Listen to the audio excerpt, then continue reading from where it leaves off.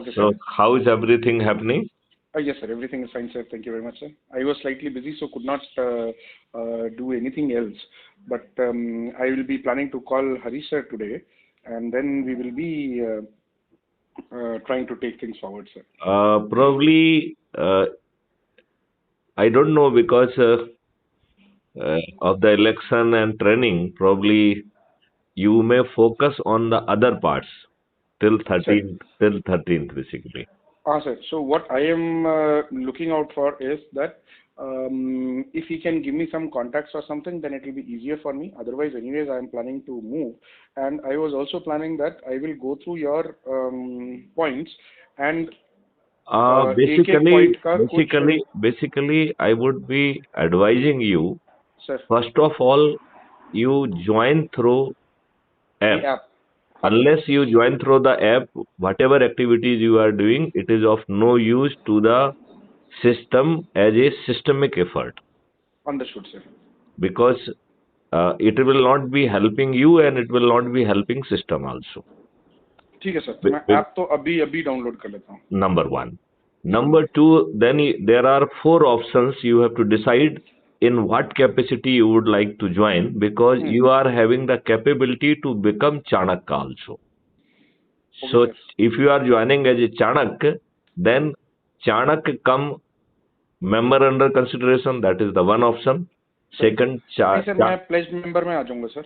Pledge member. तो start, हाँ, कम से Yeah, that is wonderful. But since you are having the domain knowledge, you also qualify to become Chanakya as well, right? Sir. But anyway, मेरा बस ये है कि मैं जिस जगह पे रहता हूँ ना, यहाँ पे अधिकतर लोग कांग्रेस के लोग हैं, एंड आप जो है, देखो जस्ट ए मिनट.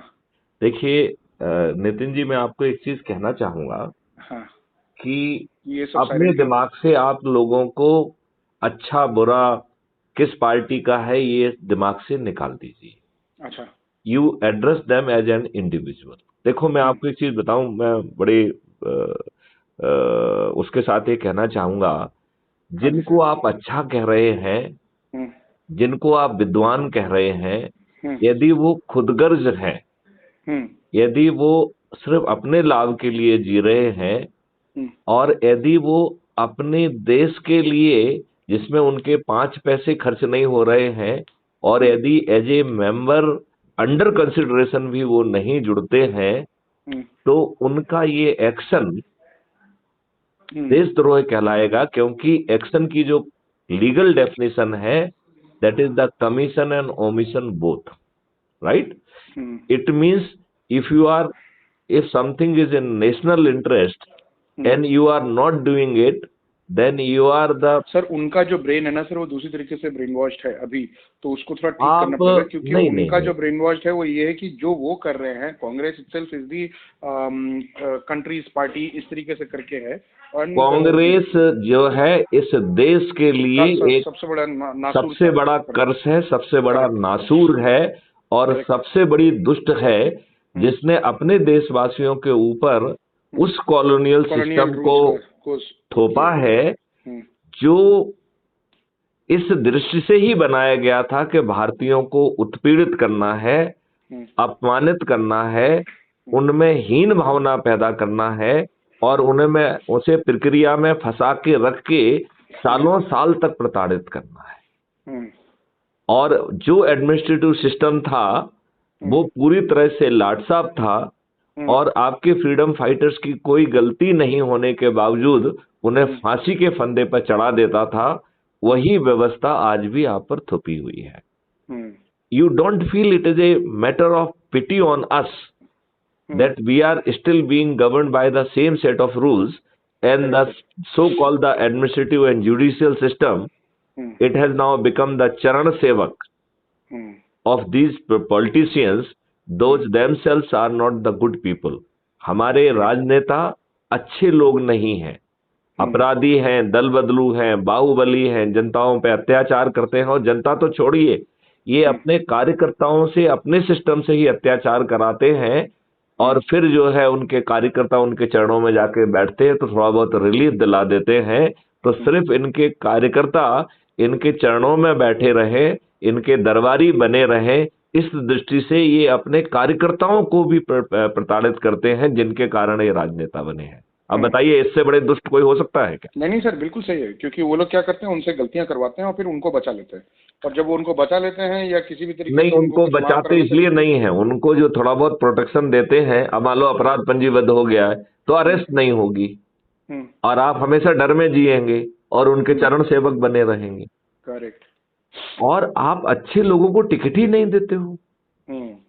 तो ये माइंडसेट, आप ये बताओ, आपने देशवासियों को ये नहीं बताया कि ये गुलामी के नियम कानून है, और आपने ऐसी व्यवस्था हमारे ऊपर थोप दी जिसने हमारे इतिहास को बदल दिया।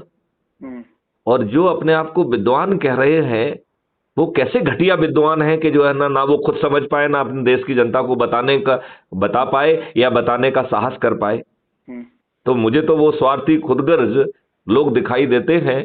एक वेश्या जो अपने बच्चों को पालने के लिए अपने शरीर को बेचती है, इन लोगों ने तो अपनी कलम बेच दी, अपना दिमाग बेच दिया, अपने आप को बेच दिया।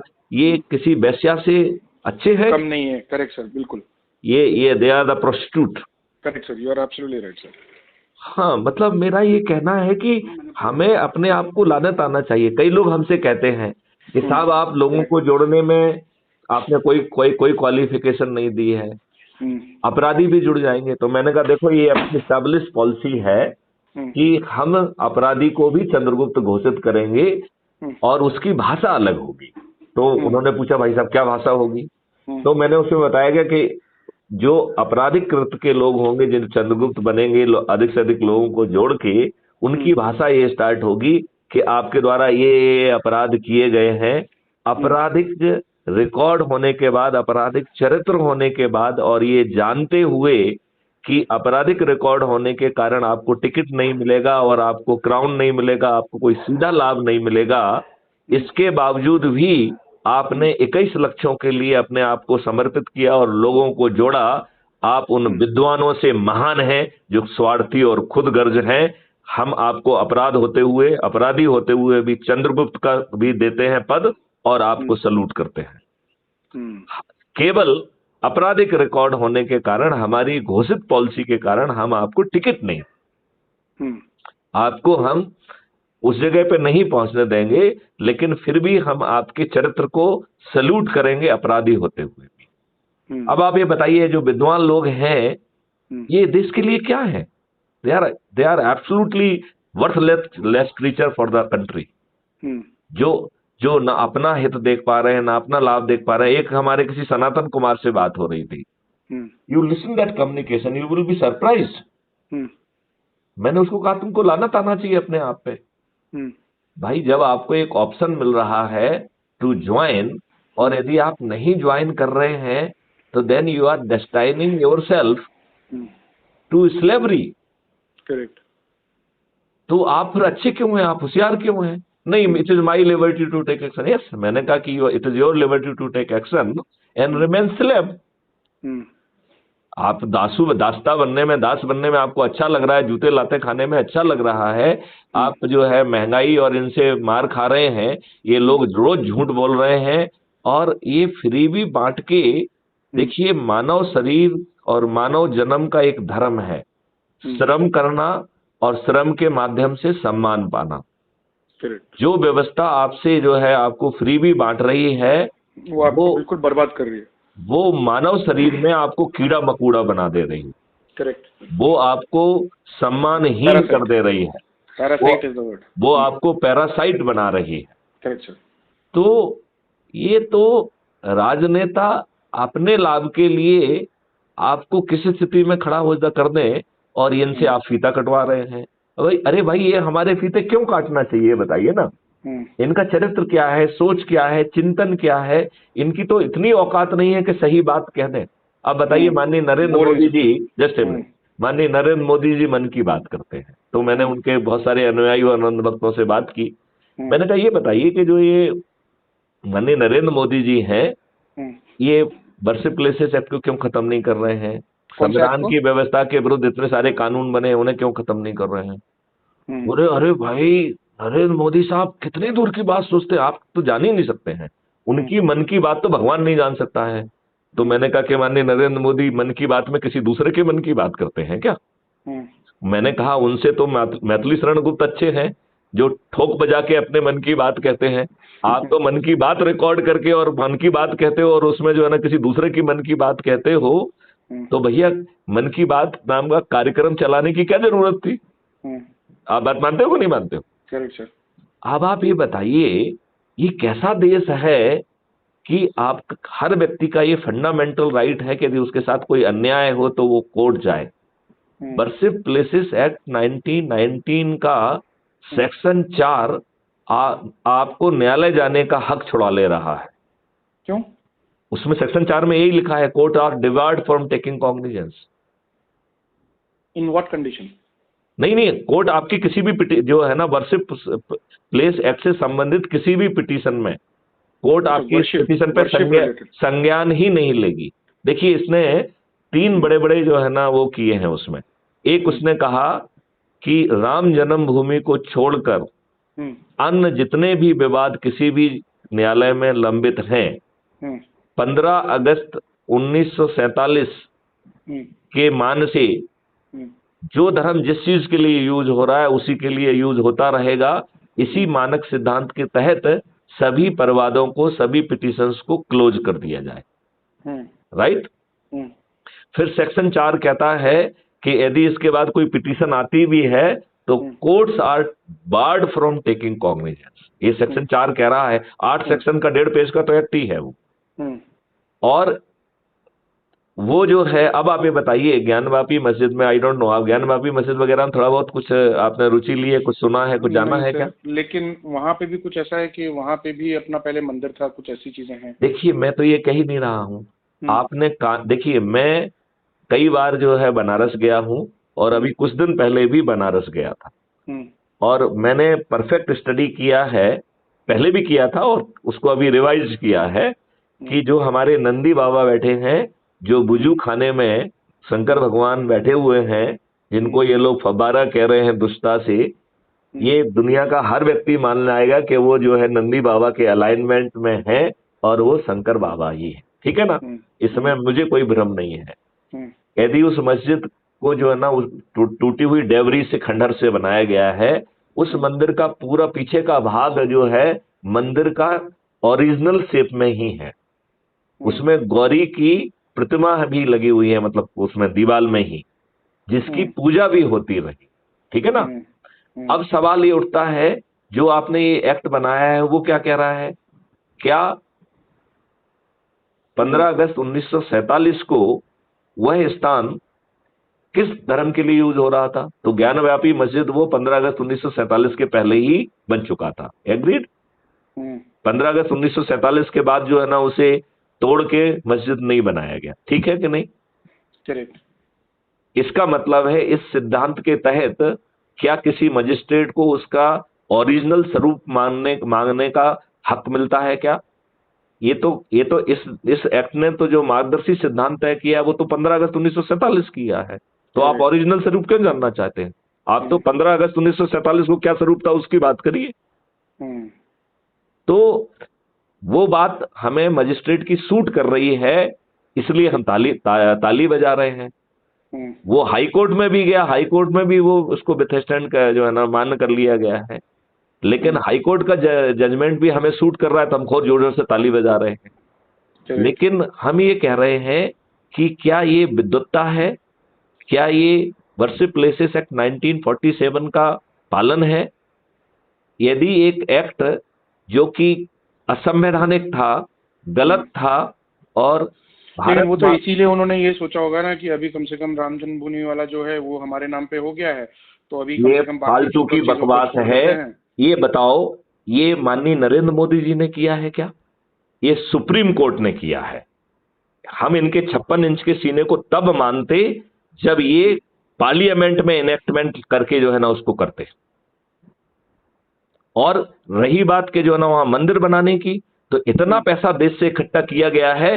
राम जन्मभूमि का जो है ना मंदिर एक जो है ना भारत का सबसे बड़ा स्कैम निकलेगा। मैं इस बात को गारंटी से कह रहा हूं। राम जन्मभूमि के नाम पर इतना पैसा इकट्ठा किया गया है, उसका 1/10 भी वहां पे इन्वेस्ट जो है ना खर्च नहीं किया जाएगा। 1/10 भी खर्च नहीं किया जाएगा।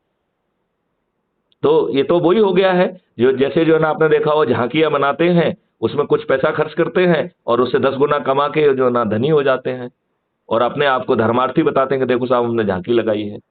वैसे ही जो है ना भाजपा कर रही है। हम इसका जो है हमने इसे कानून का निर्माता बनाया था, कानून बनाते हैं ना वो। जो मैं कह रहा हूं, यदि मान लो मैं माननीय नरेंद्र मोदी जी की जगह पे होता और 2024 में हूंगा, तो मैं आपको ये बता रहा हूं हम एक छोटा सा एक्ट लेके आएंगे, 4 सेक्शन का एक्ट होगा वो कहेगा आर्टिकल 25 का जो उल्लंघन करेगा वो हीनस ऑफेंस होगा, संज्ञेय अपराध होगा। तो आर्टिकल 25 क्या है?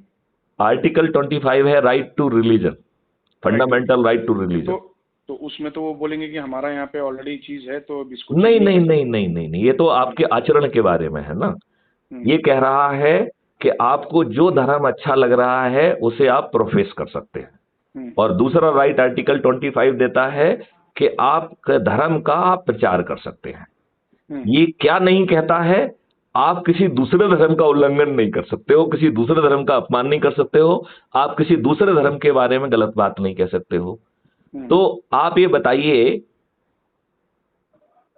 जो हिंदू लाल टीका लगा के जिनका कोई चरित्र नहीं है, जो ये कह रहे हैं कि हिंदुस्तान में रहना होगा तो जय श्री राम कहना होगा, क्या वो देशभक्त हैं या वो गद्दार हैं? वो माहौल पैदा करके किसी राजनीतिक पार्टी को जिताना चाह रहे हैं या वो देश की फिजा को सुधार के देश को आगे ले जाना चाहते हैं? देश की फिजा तो इससे खराब हो रही है, खराब होगी। और क्या ये आर्टिकल 25 का उल्लंघन नहीं है? नंबर 1। नंबर 2, जो ये कह रहा है कि हमारे धर्म को मानो, नहीं तो ये हम आपको काफिर कहेंगे और हम आपका सिर धड़ से जुदा कर देंगे और हमें जन्नत भी मिलेगी और 72 हूरें लिखेंगी। ये इस्लाम में कहीं नहीं लिखा हुआ है। अच्छा। ये जो है ना कथानक क्रिएटेड है।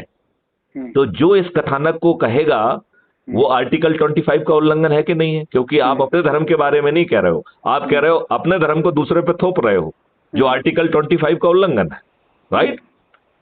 तो अब आप ये बताइए कि यदि उसमें 4 सेक्शन है, पहला ये संज्ञेय अपराध है, दूसरा जमानत अजमानती होगा, न्यायालय भी आपको जमानत नहीं दे पाएगी, केवल एक ही परिस्थिति में जमानत दे पाएगी, जब वो की गई रिपोर्ट गलत पाई जाती है। मतलब यदि रिपोर्ट गलत नहीं पाई जाएगी तो उसको जमानत नहीं मिलेगी। और crime free Bharat K techno engine से अधिकतम 30 दिन में उसमें सजा हो जाएगी और मिनिमम 10 से 15 साल की सजा होगी। ये तीसरा सेक्शन होगा उसका। और चौथा सेक्शन होगा कि आपकी संपत्ति जब्त कर ली जाएगी और यदि आपके पीछे कोई संगठन खड़ा होगा तो उस संगठन की जो है संपत्ति जब्त कर ली जाएगी। अब बताओ भारत में कौन ऐसा व्यक्ति होगा और कौन ऐसा संगठन होगा जो आर्टिकल 25 का उल्लंघन करके देश की फिजा को खराब करने की औकात कर पाएगा। और सिंपल 4 सेक्शन, ये छोटी सी बात मैं तो जो है ना पिछले कई सालों से जो है ना माननीय नरेंद्र मोदी से कह रहा हूं कि ऐसा नियम बना दीजिए। वैसे मैं एक चीज पूछता हूँ, मतलब मैं एक नॉर्मल इंसान की तरफ पूछ रहा हूँ। जी। इतने कॉम्प्लेक्स वो रूल्स क्यों बनाए गए हैं? मतलब ये इसलिए बनाए गए हैं, हमने आपको बताया था कि ये नियम कॉम्प्लेक्स इसलिए बनाए गए हैं कि आपको उत्पीड़ित किया जाए, आपको अपमानित किया जाए, आप में हीन भावना डाली जाए और आपको प्रक्रिया को में बरसों से बरसों तक फंसा के रखा जाए। अब ये बताओ, एक ऑफेंस हुआ, उसमें 2-4-5 बयान हैं, 2-4-5 दस्तावेज हो सकते हैं, इनको एग्जामिन 1 या 2 दिन में क्यों नहीं किया जा सकता है? नहीं, मैं आपसे पूछ रहा हूं कि ये काम 2 या 3 दिन में क्यों नहीं हो सकता है? 2 या 3 दिन में मैंडेटरी, जैसे क्राइम फ्री भारत कह रहा है कि आपको अधिकतम 30 दिन में, वैसे तो 3 दिन में, अधिकतम 30 दिन में आपको न्याय मिल जाएगा। ऐसा एक भी केस नहीं होगा जिसमें 30 दिन से ज्यादा लगेगा। तो ऐसा कोई मापदंड जो है ना हमारी सरकार तो नहीं रख रही है, ना ही वो रिवाइज कर रही है। क्यों? क्योंकि वो भी चाहती है कि आप फंसे रहोगे तो उनके चरणों में जाओगे। तो जो अंग्रेज चाह रहे थे वही हमारे काले अंग्रेज चाह रहे हैं। आप तब भी गुलाम थे और आज भी गुलाम हैं। आज आप बड़े गुलाम हैं क्योंकि अंग्रेजों का तो सीमित जो है ना वो था कि उनका साम्राज्य बना रहे। ये काले अंग्रेजों के तो और भी मुद्दे हैं कि हमें पैसा इकट्ठा करना है, हम जो है ना रातों रात अमीर होंगे, ज्यादा पैसा इकट्ठा करके उसे विदेशी बैंकों में डालेंगे। अब माननीय नरेंद्र मोदी ने कहा था कि हम सब विदेशों से पैसा ले आएंगे, जो अपने आप को इतना बड़ा इंटरनेशनल हीरो मानते हैं, वो 5 पैसे भी वापस नहीं ला पाए कहीं से। क्यों नहीं ला पाए? हम तो ये कह रहे हैं कि हम उस मनी को डिमोनेटाइज करके, जिसको भी हमारा जो है ना नया पैसा वो चाहिए होगा, इसको डिजिटल करेंसी चाहिए होगी, वो जो है अपना हिसाब किताब दे और हमसे एक्सचेंज में डिजिटल करेंसी ले ले। आप बात समझ रहे हैं कि नहीं? करेक्ट। तो आप बताओ, ये पैसा अपने आप या तो डिफंक्ट हो जाएगा या हमारे पास वापस पहुंच जाएगा। पहुंच जाएगा कि नहीं पहुंच जाएगा? करेक्ट। और ये भी मालूम पड़ जाएगा किसका है, उसे हम जेल भी डाल देंगे। लेकिन ऐसी सोच नहीं है ना, क्योंकि इनसे जुड़े व्यक्तियों के भी तो पैसे वहां हैं। ये इनका दामन साफ नहीं है ना। अभी सत्यपाल मलिक ने कहा है कि नरेंद्र मोदी जी को भ्रष्टाचार से या भ्रष्ट व्यक्तियों से कोई परहेज नहीं है। आपने, आई डोंट नो आपने सुना है कि नहीं सुना, बहुत वायरल हो रहा है। अच्छा। जिसमें उन्होंने कहा है कि पुलवामा अटैक में शासन की गलती थी। उसने कहा, उसने ये भी कहा है कि जानबूझ के जो है इसमें पाकिस्तान की तरफ इशारा करके राजनीतिक लाभ लेने की कोशिश की गई। तो जहां हम हर ड्रामा करते हैं, हालांकि मैं सतपाल मलिक से उतना सहमत नहीं हूं, क्योंकि मैं स्वयं आईजी ऑपरेशंस कश्मीर रहा हूं। मैं उन पेचीदगियों को मिस्टर सतपाल मलिक से ज्यादा समझता हूं, और मैं वहां का आईजी ऑपरेशंस सीआरपीएफ कश्मीर था। ये जो वो कह रहे हैं वो सब व्यवस्थाएं मैं करता था। मेरे समय में एक भी जो है ना ऐसा केस नहीं हो पाया है, not even one. We conducted many जो है operations without any collateral damage to the public और अवर मैन। तो मैथिली शरण गुप्त हवाई व्यक्ति नहीं है। मैं ये कह रहा हूं कि अरे ये सब पुरानी बातों को छोड़ो, ये नए उसमें जुड़ जाओ, हम इनको पराजित करके नई व्यवस्था स्थापित कर देंगे। इनके कृत्यों को एनालाइज करने में अपना मुंह क्यों खराब करें? इनके चरित्र पे हम विचारण करके अपना मुंह क्यों खराब करें? ठीक है सर। यदि इनके अंधभक्त जो है, इनके अंधभक्त बने रहें और भारत में 21 लक्षों सहित जो है ना अच्छे भारत को अवतरित करने के लिए यदि हमारा हिस्सा बन जाते हैं तो अच्छी बात है। नहीं तो कल बनेंगे वो, जब 70% पब्लिक ऊपर चढ़ के थाली बजा देगी तो 30% लोग कहाँ बचेंगे? फिर बाबा जो है कबीरदास पहले से ही कह गए हैं ना कि लाली मेरे लाल की जित देखो तितलाल, लाली देखन मैं गई तो मैं भी हो गई लाल। जब क्राइम फ्री भारत का जो है लालिमा चारों तरफ फैलेगी तो ये कोई अंध भक्त नहीं बचेंगे, ये सब लाल हो जाएंगे। समय लगेगा लेकिन लाल होने से कोई नहीं बचेगा। आप नहीं देखते हैं कि मेरे कॉन्फिडेंस में कहीं कोई कमी नहीं है सर? कंपन नहीं दिखता है आपको? दिखता है? कंपन नहीं है, कोई कमी नहीं है, बिल्कुल भी सब कुछ सही है। And I really appreciate. तो इसीलिए सर कुछ ना कुछ जरूर करेंगे। आप देखो, हम तो बड़ी सिंपल सी बात कह रहे हैं।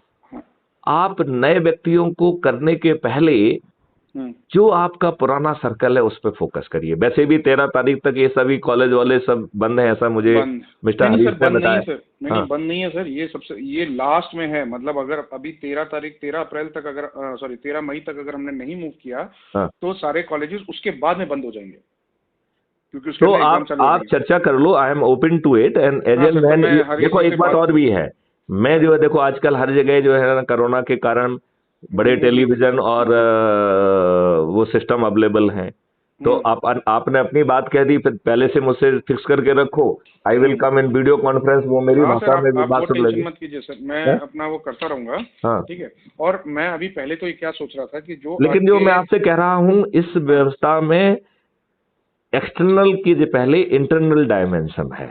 हाँ सर। इंटरनल डायमेंशन कह रही है कि क्या हमने अपने परिवार वालों को जोड़ा है, क्या हमने अपने सगे मित्रों को जोड़ा है, क्या हमने अपने पड़ोसियों को जोड़ा है, क्या हमने अपने रिलेटिव्स को जोड़ा है, कहीं भी हो, वो एनआरआई भी है तो भी जोड़ना है उनको। क्या हमने उनको अपने जो विभिन्न सर्कल के लोग हैं, जैसे आप टेक्नोक्रेट्स हैं, ये हैं वो हैं, तो जो ढेर सारे सर्कल्स आपके होंगे, उनके जो लोग आपसे कनेक्टेड रहे हैं, क्या उनको जोड़ा है?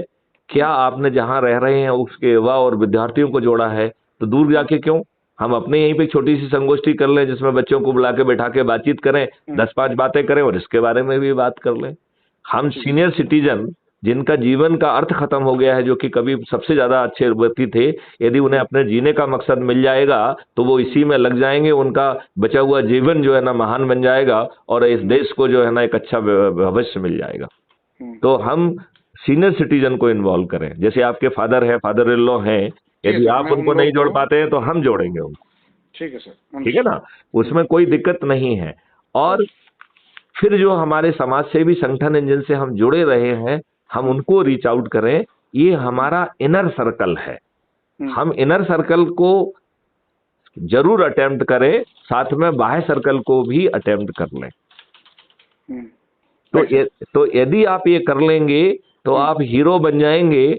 और यदि आपने ज्यादा लोगों को जोड़ लिया तो वो चीज ध्यान रखना है कि आपको जोड़ने में वो आप टेंशन मत लीजिए, वो मैं अपनी तरफ से करता रहूंगा, बाद में आगे क्या होगा वो रियल में आपको इसकी चिंता ही नहीं करना है। हाँ सर, बस वो चाणक्य को चिंता करना है।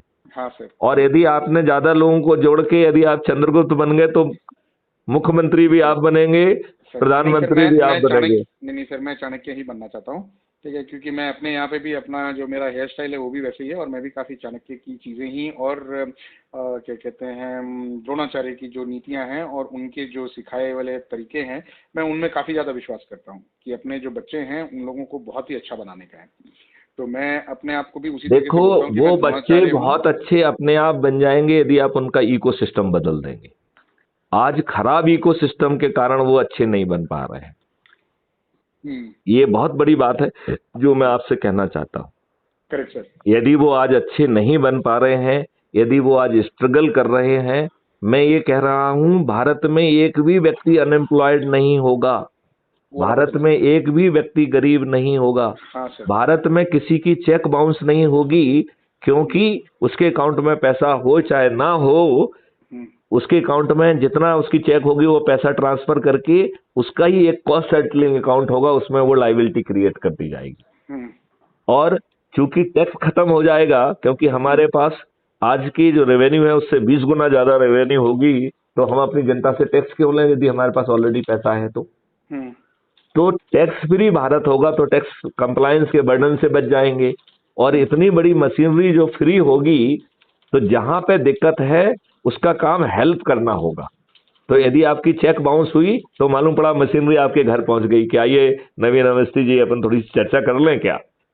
ये आपकी चेक बाउंस हुई है, would you like to really share some details of your, how can I help you?